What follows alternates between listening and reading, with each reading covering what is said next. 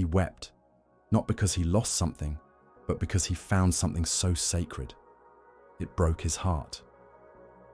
The Vatican had never felt colder.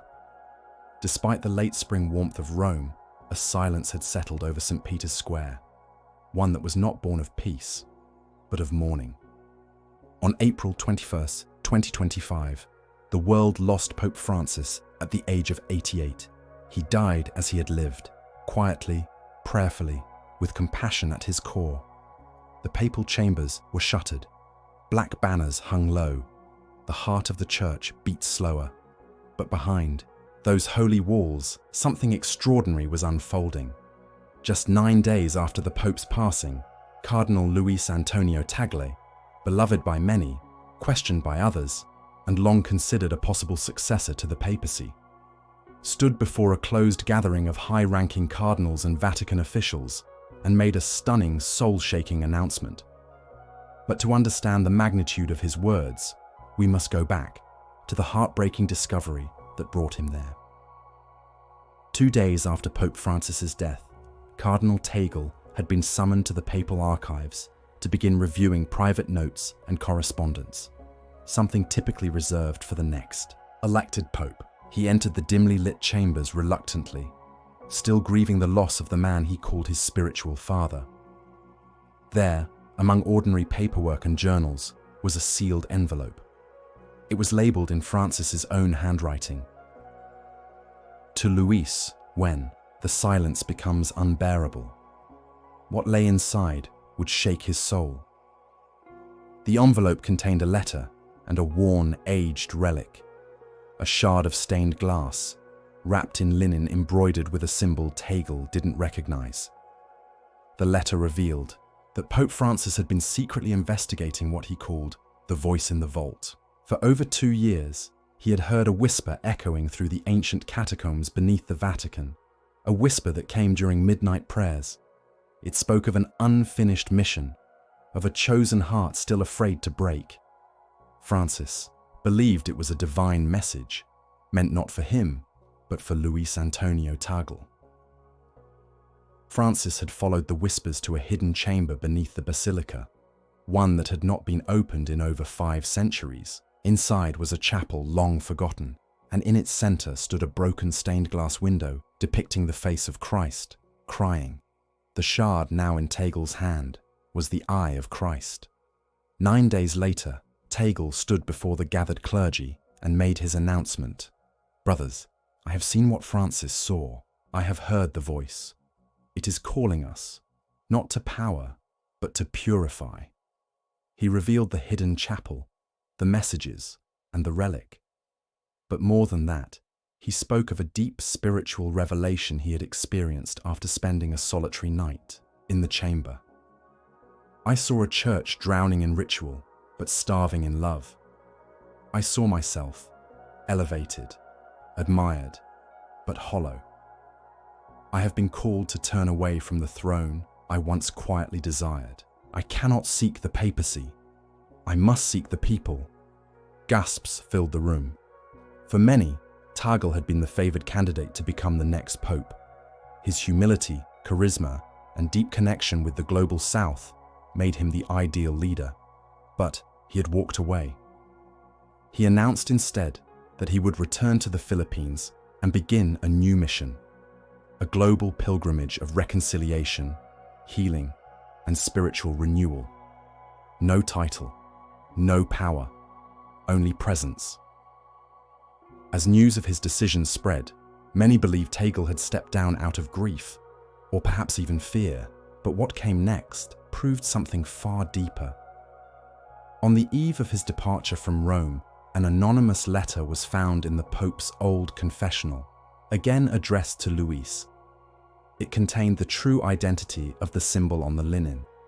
It was the Mark of the Sacred Servants, a secret society of mystics within the early church believed to have heard direct messages from heaven during times of corruption and crisis. They were spiritual sentinels, guardians of divine truth, often silenced or erased from history.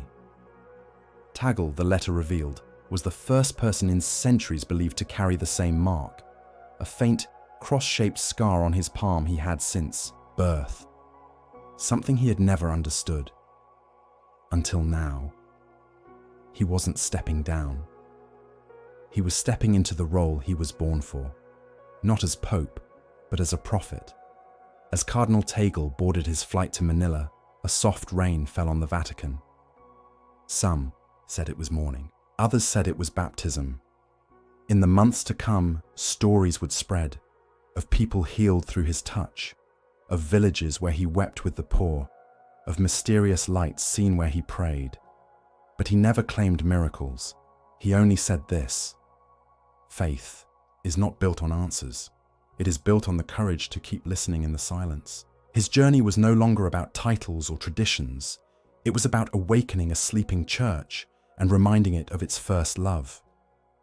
Luis Antonio Tagle's announcement was not a resignation. It was a recommissioning, a surrender to something far greater than ambition.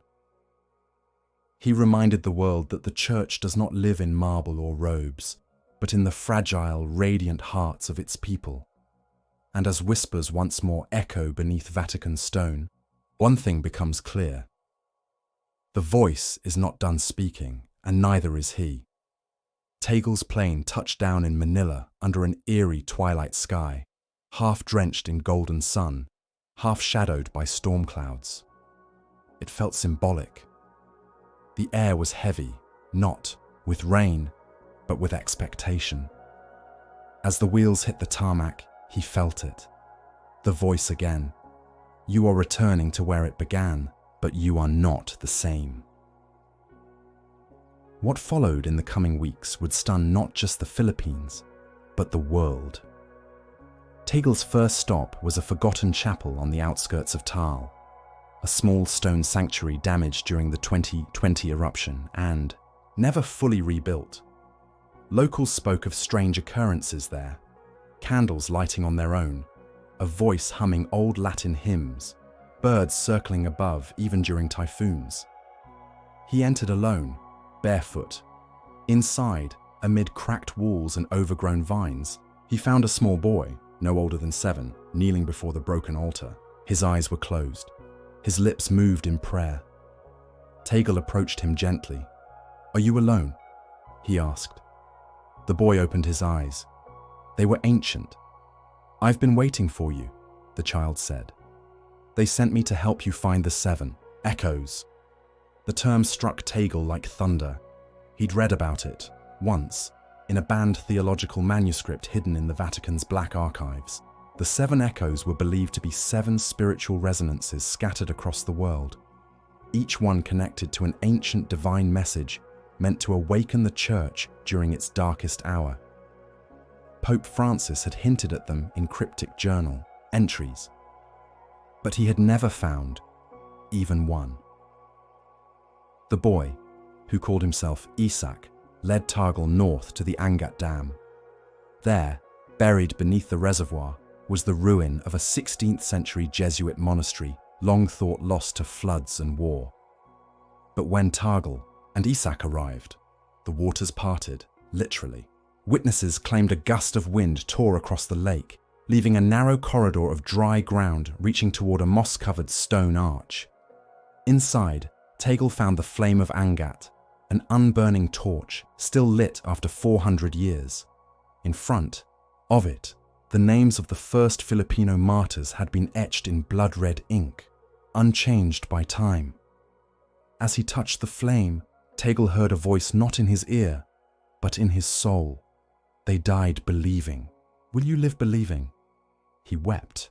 But the moment he stepped outside, news broke across the world. A leaked Vatican report exposed corruption within several curial departments, and global trust in the church plummeted. It was not coincidence. Meanwhile in Rome, unease spread. Cardinal Gerhard Marzio, a powerful conservative voice within the Curia, publicly questioned Tagle's pilgrimage. "These visions are dangerous," he warned. "The church cannot be led by ghosts." But others, including younger cardinals and lay leaders, were captivated. Live streams of Tagle's journey exploded online. People claimed miracles followed in his wake, tumors vanishing, families reunited, even prisoners falling to their knees in confession after seeing him on screen. Movement was rising, one that bypassed politics, titles, and hierarchy.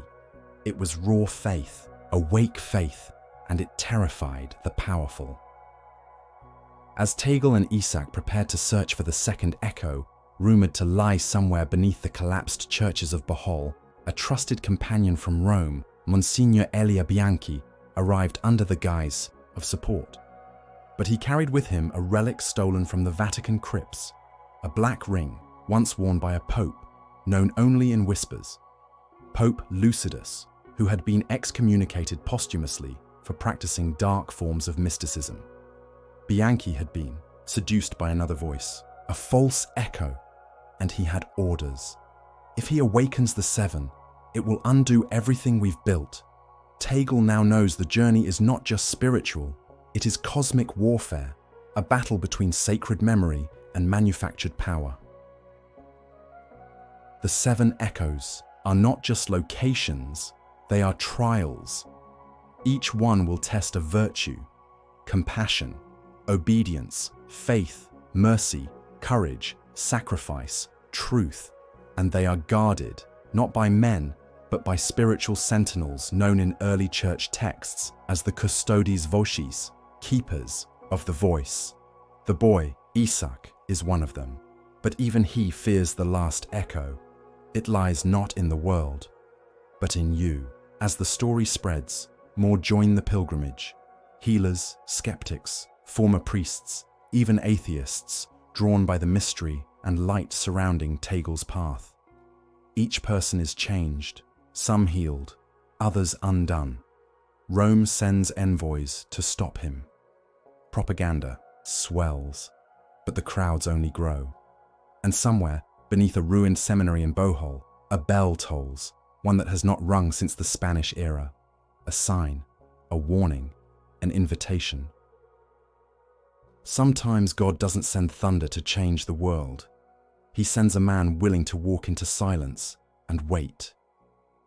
Luis Antonio Tagle walking away from power, Tagle found authority.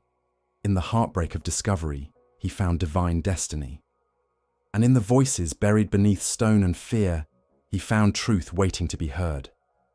The night was darker than usual as Tagle and Isaac approached the decaying remnants of Bohol's ancient cathedral. The island's history had been etched into every crumbling stone, pain, revolution, and renewal all converging here. But tonight, the island held a deeper silence. There was no breeze. The very air seemed to hold its breath, waiting. The cathedral had been a majestic structure once, a beacon of faith in the 16th century. But centuries of natural disasters, wars, and neglect had reduced it to little more than a shattered skeleton. Yet something was undeniably alive here, and Tagle could feel it. Every step seemed to pull him deeper into something he could not yet understand. Isaac turned to him, eyes glowing in the dim light of their lanterns. The fifth echo is not in the stones. It never was. It's in the voices of those who died here. Tagle was confused. He had come seeking a physical location, a divine artifact, an undeniable sign. But Isaac's words hinted at something far more profound, a revelation born not from sight, but from sound. "Voices?" Tagle asked, though he could barely make the words escape his throat. The cathedral loomed ahead, its broken spire like a finger pointing to the heavens, or perhaps to the void. Isaac led him inside. The air was thick with the scent of mildew and old incense. As they walked through the ruins, Tagle could hear it. A faint hum, like an ancient choir. The sound seemed to grow louder with each step they took toward the altar, where a shattered stained glass window cast colourful shadows on the ground. But there was no choir, no singers, only the two of them. Isaac stopped before the altar, and then, with a sudden deliberate gesture, he pressed his hand against the cracked floor beneath their feet. The earth trembled. Tagle staggered backward, heart racing. The ground beneath him gave way in a slow, terrifying creak, as though something vast was shifting below. The choir he had heard began to swell, rising from the earth itself, a harmonious sound, blending voices, distant yet all-encompassing, like echoes of the past seeking to be heard once more. "The voices are not ghosts," Isaac whispered. "They are the souls of those who were wronged, those whose cries for justice were never answered. They are waiting for you, Cardinal."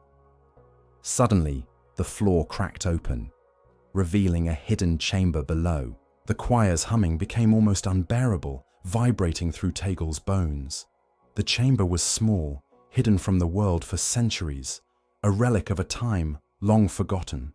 On the walls, etched in ancient script, were the names of those who had been massacred during the Spanish colonial era, victims of a church that had been both a force for salvation and a tool of oppression. Many were local Filipinos who had resisted conversion. Others were missionaries whose faith had been twisted into something monstrous. One name stood out to Tagle, Juan de Zaldivar. He had been a missionary, a Jesuit, who had come to the Philippines in the late 1500s. But his record wasn't just of missionary work. There were whispers in the margins of church history that he had become an enforcer of harsh punishments against the indigenous people. His name had been erased from every official record, his sins buried deep in the Vatican's shadow. Isaac spoke softly, almost reverently. "Juan de Zaldivar's soul is trapped here, Cardinal. He has been waiting for justice to be done, for the truth to be revealed." Tagle felt the weight of the name, as if the very air around him thickened. He realized the truth. Zaldivar had been one of the custodes voces, one of the original keepers of the voice, but he had fallen into corruption. His sin had tainted the voices he once protected. Tagle dropped to his knees before the altar. The realization was clear now. The echo of Bohol was not just a revelation of divine truth, it was a call for healing. The church could not continue without confronting its own darkest history. "I understand now," Tagle murmured, his voice shaking. "The church must face its own shadows, its own sins, before it can bring healing to the world." The humming voices grew louder, then softer as, if in approval, the room began to glow with a soft golden light. Back in Rome, however, a darker shadow was forming. Monsignor Elia Bianchi, Tagle's old ally who had joined the pilgrimage under false pretenses, had been working in the shadows. His betrayal was revealed when Tagle's assistant, Sister Maria, intercepted a cryptic message Bianchi had sent to several powerful cardinals. The message spoke of a plan to discredit Tagle, to paint him as a false prophet, someone corrupted by visions of grandeur and dangerous heresy. Bianchi had been in league with those who sought to stop the awakening of the Seven Echoes. They knew that if Tagle succeeded, the church would be irrevocably changed. Sister Maria confronted Bianchi in the dead of night. "You were chosen to help him, Elia. You were meant to be part of something holy." But Bianchi's eyes were empty, cold. He smiled, the smile of a man who had already chosen his path. "Some paths must be ended, Maria. Tagle's journey threatens the very foundation of everything we've built. The truth cannot be allowed to come to light." The words chilled her. She knew the consequences of crossing the line. Bianchi was willing to sacrifice anything to maintain the power structure within the church. As Tagle's journey progressed, more and more people followed him, pilgrims, believers, and skeptics alike. His message of reconciliation and deep spiritual renewal resonated with the people who had long felt forgotten by the church. But there were forces aligned against him, those who had power and would stop at nothing to prevent the truth from being revealed. Tagle began to feel the weight of his mission more deeply than ever. The further he traveled, the clearer the path became. The Seven Echoes were not just a journey, they were a battle, a spiritual war between the church's corruption and the divine truth that sought to break free. His inner struggle intensified. Was he ready to face the full extent of what was coming? Was he willing to expose the darkness within the church, even if it meant sacrificing his own life? As Tagle prayed alone one night in the ruins of Bohol, the sky above him seemed to crack open. A bolt of lightning streaked across the heavens, striking the earth just outside the cathedral, leaving behind an unmistakable mark, a cross burned into the soil. He knew in that moment that the true trial was only beginning. The journey would take him to the heart of the Vatican itself, where the final echo lay buried deep within the ancient crypts. But even as he drew closer to the truth, the forces against him were gathering in the shadows. The Church was about to face its reckoning, and Luis Antonio Tagle would be the one to lead it. In every great story of spiritual transformation, there comes a moment when the soul is called not only to seek the divine, but to confront the deepest darkness within itself. Tagle's pilgrimage is not just an external journey. It is a profound internal battle to restore faith, to purify not only the Church, but his own heart. The path ahead had grown clearer, but more treacherous. Luis Antonio Tagle could feel the weight of his mission pressing down on him as he crossed into the heart of Rome, back within the walls of the Vatican. The seventh echo, the final and most elusive of the 7 spiritual resonances, had always been said to be hidden beneath the Basilica of St. Peter. But no one, no matter how devoted, had ever reached it. The crypts had been sealed for centuries, and legends spoke of powerful forces that would stop anyone who dared to uncover its secrets. As he entered the Vatican once more, there was a strange calm in the air. The city of Rome itself seemed to hold its breath, as if knowing that something monumental was about to unfold. Tagle, however, did not feel the calm. His every step felt like he was walking on the edge of a precipice. The voice had been guiding him, but now it was louder than ever, more urgent. It was as though the very foundations of the Church were trembling beneath him, calling for a reckoning. He wasn't just walking toward the final echo, he was walking toward the ultimate truth. The truth that could heal the Church, or destroy it. The doors to the ancient crypt were locked, a layer of heavy stone and iron that had remained untouched for generations. But as Tagle stood before them, he could sense something shifting in the air. A low hum, like the distant sound of thunder, resonated through the walls of the basilica. The 7th echo was calling to him. Suddenly, the doors creaked open of their own accord. The guards stationed outside, who had been instructed to keep anyone from entering, were frozen in place, their eyes glazed over as if in a trance. Tagle stepped inside, his heart pounding in his chest. The crypt was colder than he had imagined. Frozen, almost, its atmosphere thick with centuries of untouched history.